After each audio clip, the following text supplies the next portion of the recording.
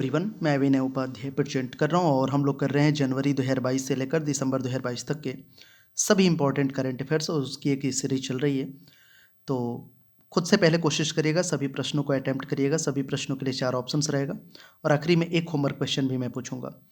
और मुझे उम्मीद है कि पीछे के भी सभी वीडियोस को देख रहे होंगे जो आपको मिल जाएंगे करंट अफेयर्स के प्लेलिस्ट में, तो उन्हें भी आप जरूर देखें और ये आपके आने वाले सभी तरह की प्रतियोगी परीक्षाओं में बहुत हेल्प करेगा।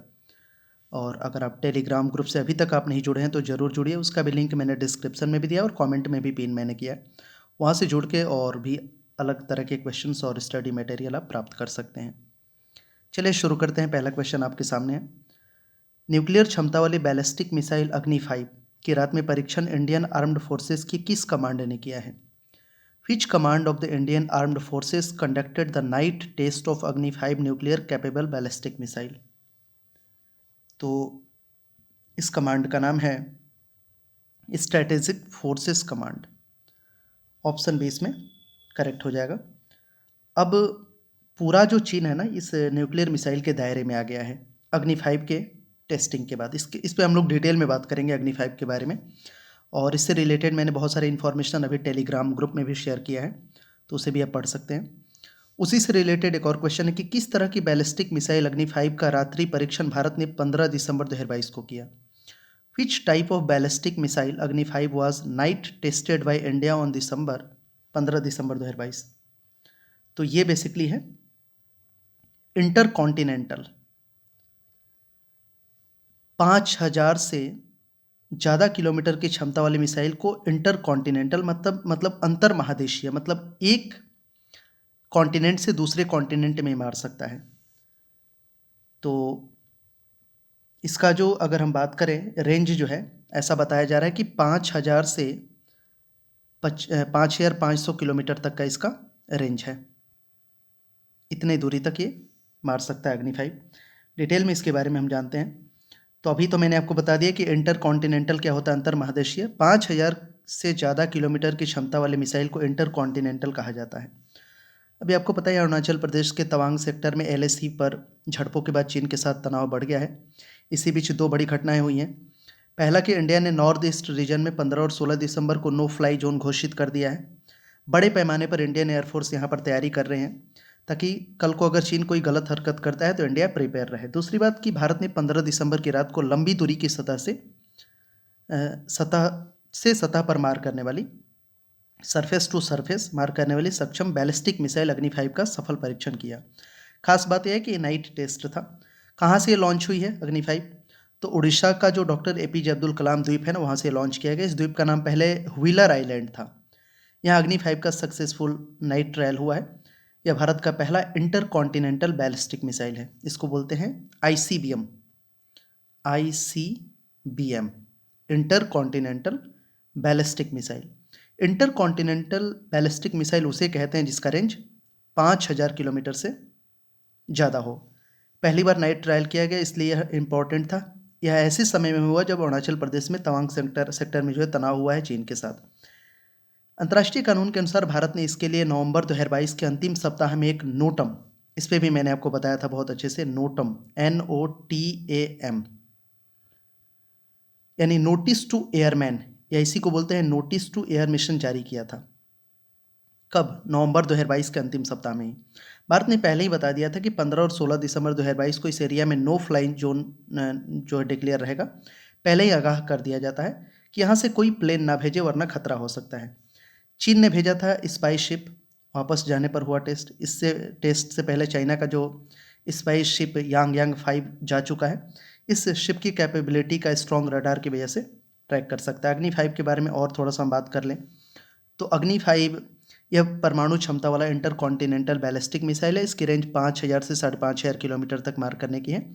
इसका डिजाइन जो है DRDO ने तैयार किया है। उत्पादन भारत डायनेमिक्स लिमिटेड कर रहा है। इस मिसाइल के इस्तेमाल का कंट्रोल स्ट्रैटेजिक फोर्सेस कमांड के पास है। इसे सबमरीन के माध्यम से लॉन्च किया जा सकता है। यह फायर एंड फॉरगेट मिसाइल है, मतलब फायर करो और भूल जाओ। फायर करने के बाद यह टारगेट पर ही गिरेगा।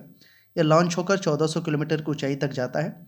इसके बाद वापस एटॉमॉस्फेयर के अंदर एंटर करता है और ग्रेविटेशन से बहुत तेज़ी से टारगेट की ओर गिरता है।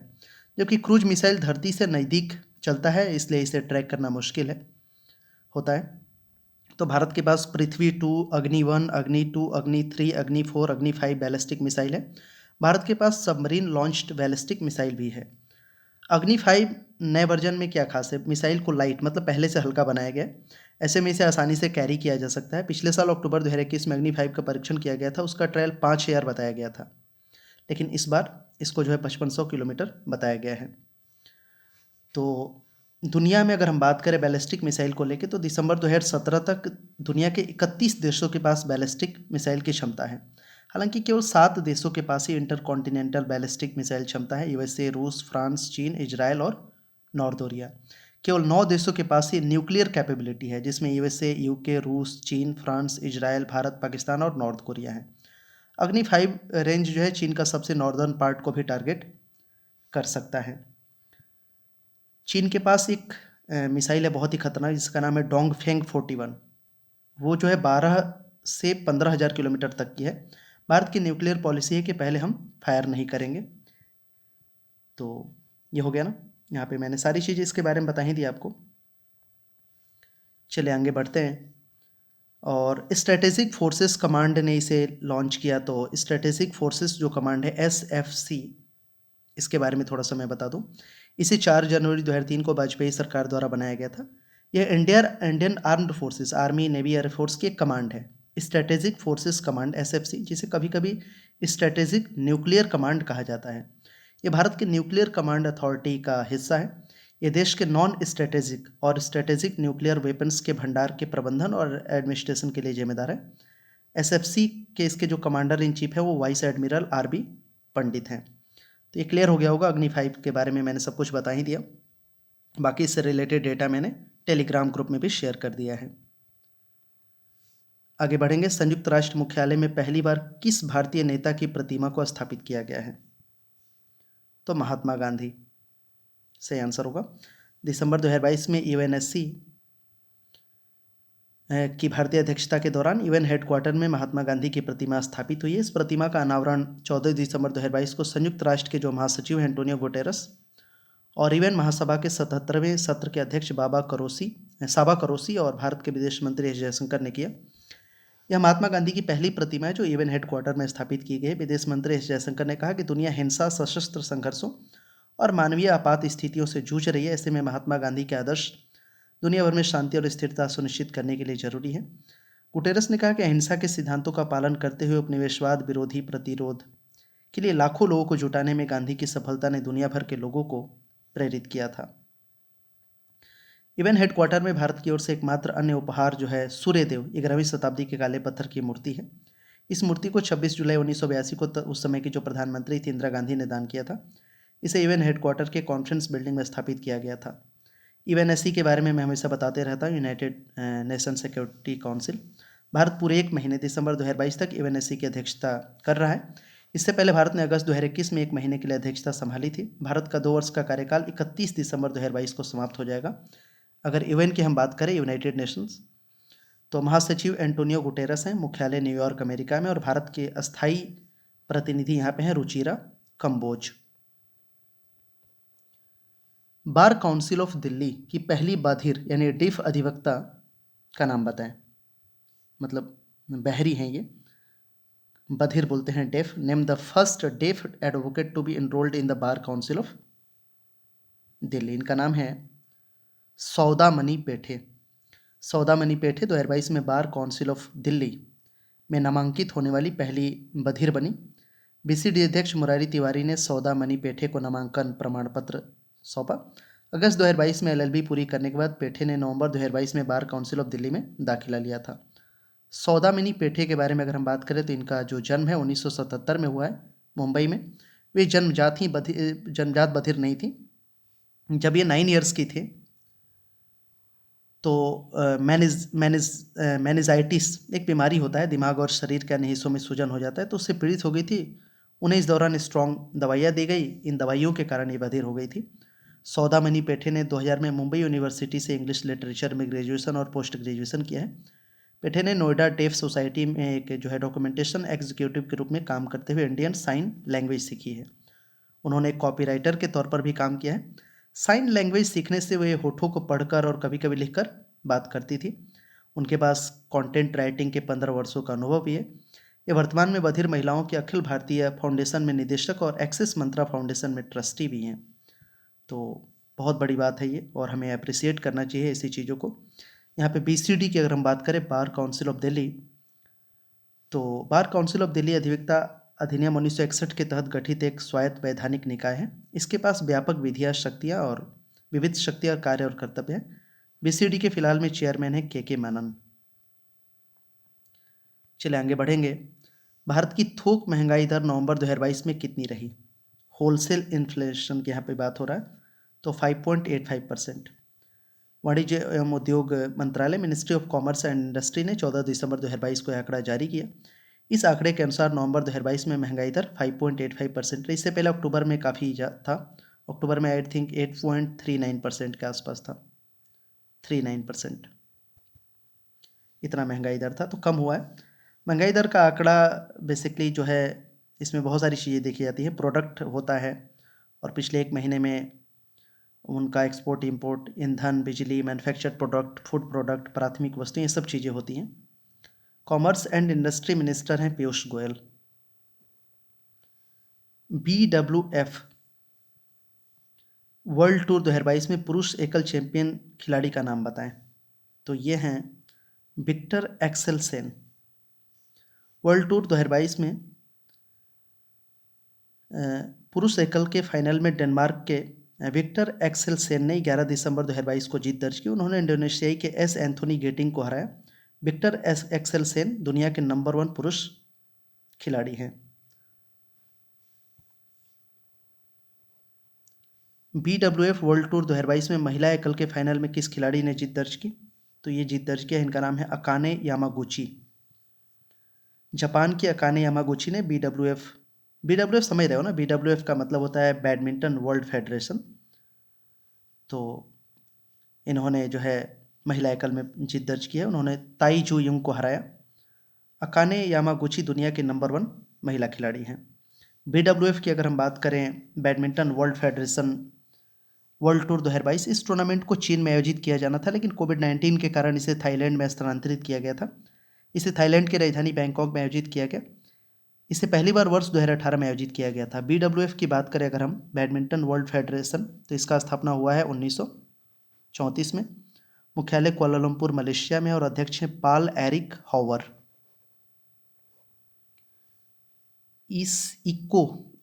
ICOSOC मतलब इसका पूरा नाम जो होता है वो है, इसको बोलते हैं इकोनॉमिक, इसे ECO इकोनॉमिक हो जाएगा, इकोनॉमिक एंड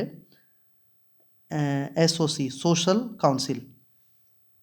ECO से हो जाएगा इकोनॉमिक, एंड SO से हो जाएगा सोशल, और C से हो जाएगा council. Economic and social council ने किस देश की सदस्यता UN महिला आयोग से खत्म कर दी? तो सही आंसर होगा option number A, Iran. Economic and social council terminated the membership of which country from the UN women commission? तो ईरान का। आपको पता होगा UN के बारे में जब भी आप बात करते हो तो इसके 6 जो हैं प्रमुख अंग हैं, उनमें से एक ही अंग आता है इकोनॉमिक एंड सोशल काउंसिल।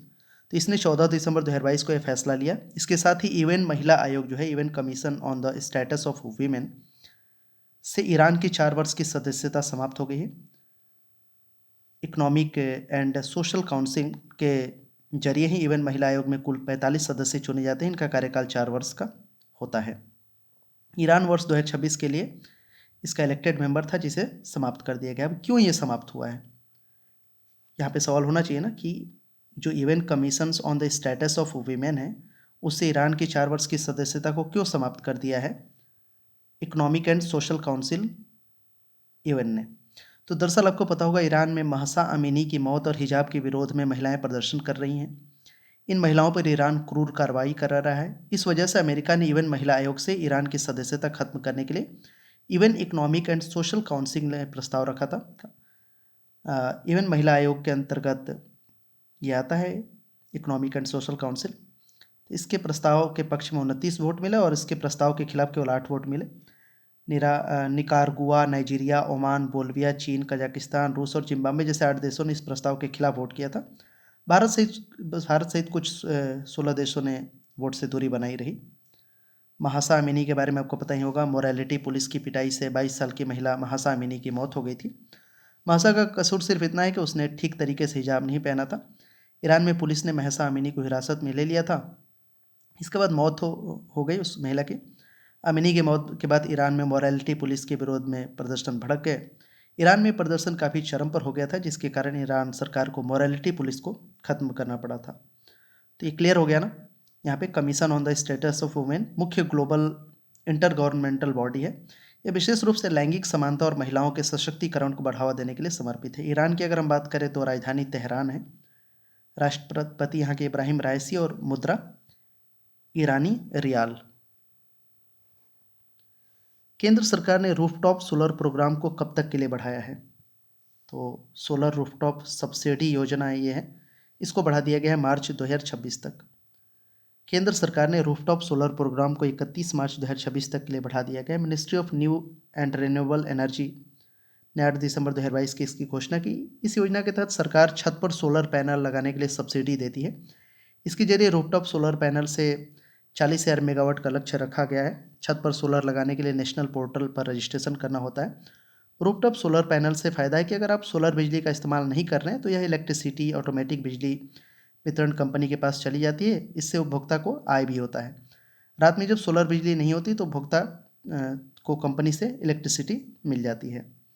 यह प्रोग्राम नवीन और नवीकरणीय ऊर्जा मंत्रालय की देखरेख में चलाया गया है, जिसके मंत्री आर.के. सिंह हैं। इस प्रोग्राम को प्रधानमंत्री नरेंद्र मोदी ने 30 जुलाई 2022 को लॉन्च किया था। इस कार्यक्रम के तहत घर की छत पर सोलर पैनल लगवाने के लिए केंद्र सरकार 14,588 रुपये प्रति किलोवाट, मतलब 3 किलोवाट तक की दर से सब्सिडी देती है। यह केंद्र सरकार के नवीकरणीय ऊर्जा के लक्ष्य को पूरा करने में मदद करेगा। केंद्र सरकार का वर्ष 2030 तक का जो लक्ष्य है, 2030 तक का 450 जो है गीगावाट नवीकरणीय ऊर्जा के उत्पादन का लक्ष्य है। इस लक्ष्य को प्राप्त करने के लिए प्रधानमंत्री कुसुम योजना भी चलाई जा रही है। इस योजना में किसानों के लिए सोलर पंप लगवाने जा रहे हैं। New and renewable energy ministry हैं मिनिस्टर जो है आर.के. सिंह हैं। हुरून ग्लोबल 500 कंपनियों की लिस्ट 2022 के अनुसार दुनिया की सबसे मूल्यवान कंपनी कौन सी है? तो Apple is the highest rated company in the world as per Hurun global 500 organisation list 2022। Apple की मार्केट वैल्यू जो है ना वो है 2.3 ट्रिलियन डॉलर। ये अमेरिका बेस्ड कंपनी है। दुनिया के शीर्ष रैंक की कंपनी में एप्पल के बाद दूसरे नंबर पे माइक्रोसॉफ्ट है। फिर ये अल्फ़ाबेट है, अल्फ़ाबेट फेसबुक वगैरह के जो पेरेंट कंपनी है। अमेजन है, टेस्ला है। और 500 ये जो कंपनी है ना, इस 500 में तो 260 कंपनी जो है वो यूएसए की हैं। चीन की इसमें 35 कंपनी है, जापान के 28, यूके की 21, भारत की इसमें 20 कंपनियां हैं, कनाडा के भी 20 हैं। एप्पल की हम बात करें तो एप्पल का स्थापना हुआ है 1976 में। मुख्यालय कैलिफोर्निया में है। सीईओ इसके टिम कुक हैं। इसके संस्थापक स्टीव जॉब्स, स्टीव वेजनियाक और रोनाल्ड वेन हैं। हुरून ग्लोबल 500 कंपनियों की लिस्ट 2020 के अनुसार भारत की सबसे मूल्यवान कंपनी कौन सी है? तो यह है रिलायंस इंडस्ट्रीज लिमिटेड, RIL जिसको बोलते हैं। Reliance Industries Limited is the most valuable company in India as per Hurun global 500 companies list 2022। और इसका जो मार्केट वैल्यू बताया गया है $202 बिलियन। इसे दुनिया भर में 34वां स्थान मिला है, 34th। रिलायंस है, उसके बाद TCS है, टाटा कंसल्टेंसी सर्विसेज, HDFC हैं, ये सब है। ये जो हुरून है ना, हुरून, इसका स्थापना 1999 में हुआ था और इसका मुख्यालय यूके में है, यूनाइटेड किंगडम में। MD हैं इसके अनस रहमान जुनैद और संस्थापक हैं रूपर्ट होगवेर्फ। अगला प्रश्न है, राष्ट्रीय बाल अधिकार संरक्षण आयोग NCPCR ने भटके हुए बच्चों को घर जाने और उनके परिवार से मिलाने के लिए किस ऑनलाइन पोर्टल को लॉन्च किया है? तो इस पोर्टल का नाम है GHAR. GHAR online portal was launched by the national commission for protection of child rights to help stray child go home and reunite with their families. GHAR इसका पूरा नाम है, घर का जी से हो जाएगा गो और एच से हो जाएगा होम, गो होम, एंड तो ऐसे ही है इसमें, एंड रीयूनाइट, अच्छा ए से हो जाएगा एंड, ठीक है, गो होम एंड रीयूनाइट, मतलब परिवार से जाके फिर से मिल जाओ, रीयूनाइट, ये इसका पूरा नाम होगा, गो होम एंड रीयूनाइट। ये portal for restoration and repatriation of a child, उसके लिए राष्ट्रीय बाल अधिकार संरक्षण आयोग जो है ना, NCPCR जिसको बोलते हैं, उसने 9 दिसंबर 2022 को घर पोर्टल को लॉन्च किया, याद रखिएगा, ये सवाल आ जाता है। इस ऑनलाइन पोर्टल का लक्ष्य भटके हुए बच्चों को घर जाने और परिवार के साथ फिर से मिलाने में मदद करेगा। इसके अलावा ऐसे बच्चों की घर वापसी और स्वदेश भेजने की निगरानी भी करेगा। यहाँ पे जो NCPCR है ना, राष्ट्रीय बाल अधिकार संरक्षण आयोग, इसके बारे में बात कर लें तो इसका स्थापना 2005 में हुआ था। यह आयोग महिला एवं बाल विकास मंत्रालय, भारत सरकार के अधीन काम करता है। आयोग 5 मार्च 2007 को चालू किया गया था और इसका मुख्यालय नई दिल्ली में है। इसके चेयरपर्सन है प्रियंक कानूनगो। जुवेनाइल जस्टिस के बारे में पढ़ा होगा आपने, care and protection of children act 2015। यह एक्ट बच्चों की सुरक्षा, गरिमा और भलाई सुनिश्चित करने के लिए बना है। चलिए, ये आप लोगों के लिए आज का सवाल है, होमवर्क क्वेश्चन, इसका आंसर कमेंट सेक्शन में करना। अगर डेली बेसिस पे करंट अफेयर्स के पीछे के सारे वीडियोस देख रहे हो तो फिर उन्हीं में से एक क्वेश्चन मैंने पूछा है आपसे। भारत का पहला कार्बन न्यूट्रल फॉर्म किस राज्य फॉर्म कृषि क्षेत्र को घोषित किया गया है? Which state's farm has been declared as India's first carbon neutral farm? Option है अरुणाचल प्रदेश, तमिलनाडु, राजस्थान, केरल। आपको उत्तर करना है कमेंट सेक्शन में। और अगर वीडियो अच्छा लगेगा तो ज़रूर लाइक और शेयर करिएगा। चैनल पर नए हैं तो सब्सक्राइब कर लीजिएगा, बेल बटन दबा लीजिएगा और प्लीज़ पीछे के सारे वीडियोस को देखिए, करंट अफेयर्स के प्लेलिस्ट में मिल जाएंगे। और टेलीग्राम से जुड़ के और ज़्यादा आप जो है इन्फॉर्मेशन और ऐसे ही GS और करंट अफेयर्स के क्वेश्चंस और स्टडी मटेरियल प्राप्त कर सकते हैं। चलिए, मिलते हैं नेक्स्ट वीडियो के साथ। Thank you so much for watching this video.